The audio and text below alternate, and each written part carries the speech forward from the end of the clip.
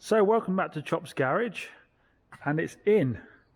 This is the first Vauxhall Viva that I've ever had in stock. So those that are new to my channel, my name's James. I've got a small car business, and by that I mean I sell small cars. Pretty much everything I sell is small. I've got a load more out there. I've driven probably most of the small cars out there, so I'd like to think I can give a pretty good opinion on vehicles, one that's probably worth listening to, but I'll let you make up your mind on that. So this Vauxhall Viva here, like I say, it's the first Vauxhall Viva I've had in. It's a 2017 66 plate, but registered at the beginning of 2017, and I picked this up from British Car Auctions, which normally means there's something wrong with them, so we'll have a see in a bit whether that's the case or not with this one. This is a SL. I'm probably going to say SE in the video lots, because normally SE is the higher spec, but this is the SE model.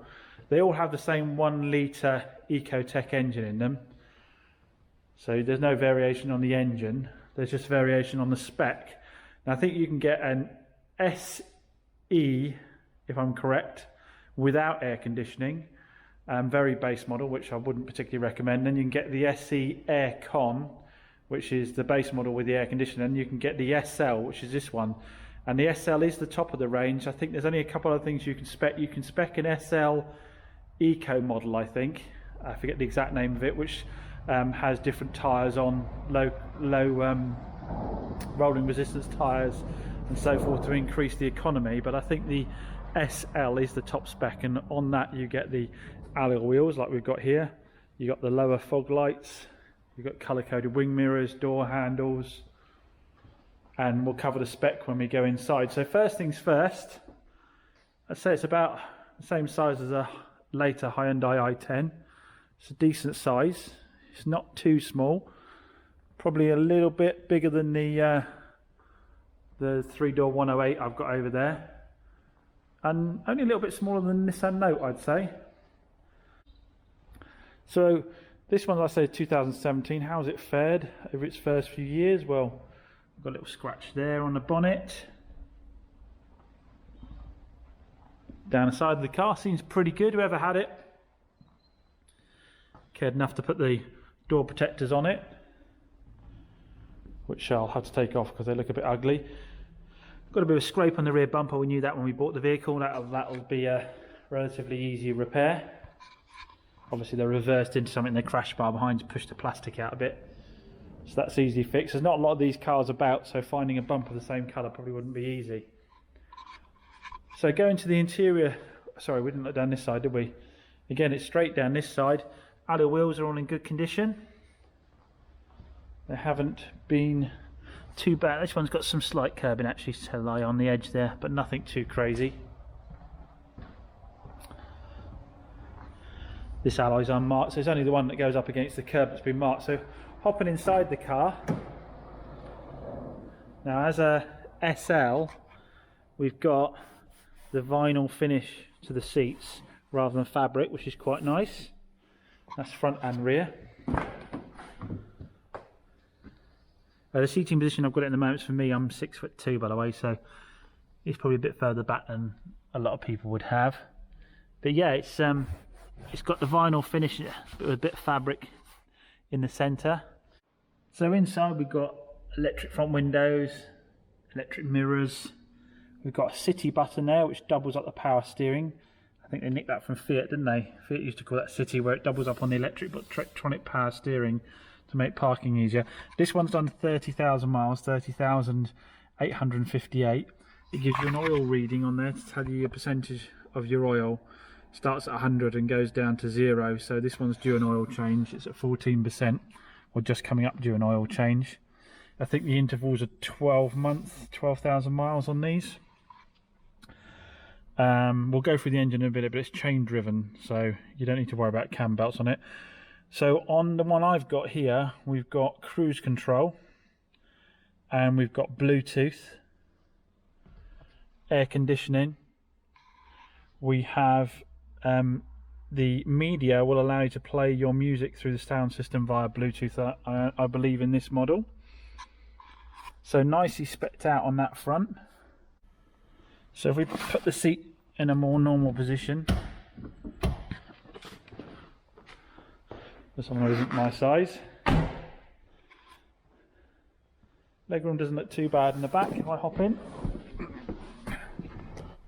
That's alright. Same sort of legroom as all the other small cars in this sector. I've certainly got enough. Legroom for, you know, I wouldn't want to go on a very long journey, but it'd be absolutely fine for a little run out. The boot. It's decent size again for the sector. It's not particularly big, but it's not massively small. A little bit damp's got to know we need to give the car a hoover and a clean out. Obviously, this is pre-prep the car at the moment. And you've got a 60-40 split.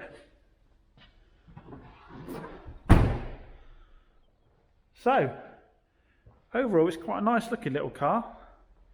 And it's quite nicely specced out. So I guess the question is, how does it drive? So let's get it out for a little test drive. Oh, but before we do that, we'll just take a quick look at the engine. So we've got a little 3-cylinder Ecotec 1 litre in here, non-turbo.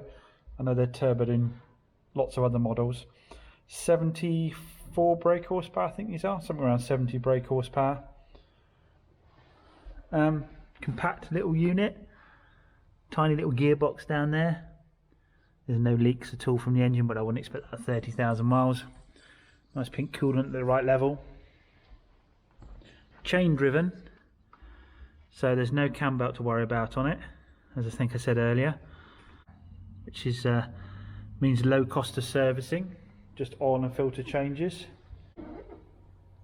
Yeah, nice compact little unit, pretty tried and tested, all these little Ecotec units.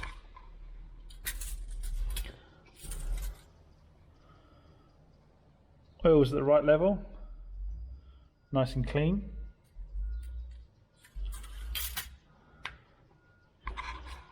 So yeah, let's go for a spin. So everyone, first things first, driving a little Viva. I'm 6'2", 18 stone, plenty of room, no problem at all. Loads of headroom, don't feel crammed in, so that's all good. My knees aren't touching anything. So happy there. The steering wheel was really nice. This is obviously the highest spec model, so I've got the leather trim steering wheel, which has got a nice feeling in the hands. It's amazing what difference a nice steering wheel makes. You can get a lot of cheaper models with just a thin plastic steering wheel, but the nice thickness of this with the leather trim does actually make a bit of difference. The engine is quiet. I mean, compared to a lot of the little 3-cylinders they put in models like this, this is actually quite a quiet little engine. It's obviously well soundproof from the cabin, so that's nice, and it feels smooth enough. It's only got 74 brake horsepower, but the car weighs less than 1,000 kilograms. The gearbox, I'd say, is one of the better ones in this class. It's nice and direct, there's no woolliness to it at all like there is with some of the little Igos, that kind of thing. It's really direct, nicely gated, there's no woolliness in it at all, so happy with that as well. So we've got a stretch down here, national speed limit with a few corners, so I can start to swing it around a little bit more, see what we think. As I said, it does feel nippy, it really does. And the steering is really quite nice. Like I said, I think that's helped by this bigger steering wheel.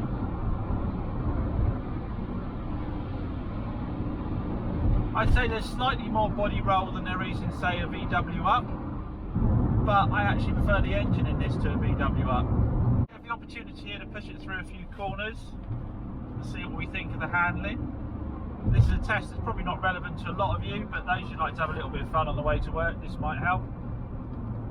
So obviously I drive my Suzuki Swift Sport around here quite a lot, so I've got a good comparison for it, and all my other cars, this is my test road test route.